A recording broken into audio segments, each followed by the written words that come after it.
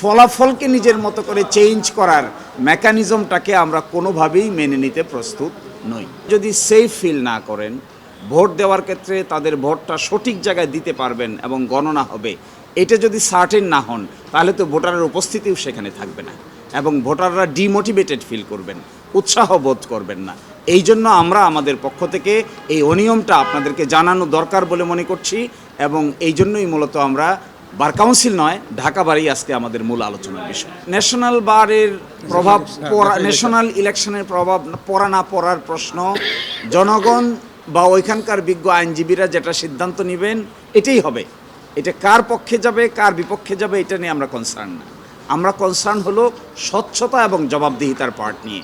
তাতে যদি বিজ্ঞ আইনজীবীরা ব্লু প্যানেলকে বা সবুজ প্যানেলকে ভোট দিবেন। Hire Google TV.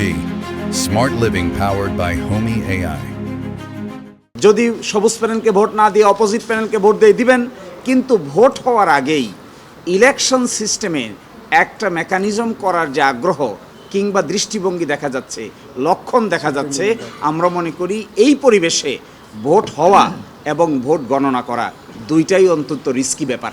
অতীতে তা হয়েছে, বর্তমানে তা হবে না বলেই আমরা প্রত্যাশা করি। এই জন্যই আপনাদের সামনে আসা। দেখুন, নির্বাচনে যদি কোনো একটা প্যানেল না থাকে, তাহলে যারা আছেন, বিজ্ঞ সদস্যরা আছেন, তারা তাদের পছন্দ মতো যারা নির্বাচনে দাঁড়াচ্ছেন তাদেরকে ভোট দেবেন এবং দ্বিতীয় তৃতীয় যদি কেউ কম্পিট না করেন, সেই কম্পিটিশন যারা করেন নাই তাদেরকে তো আর ভোট দেওয়ার স্কোপ নাই।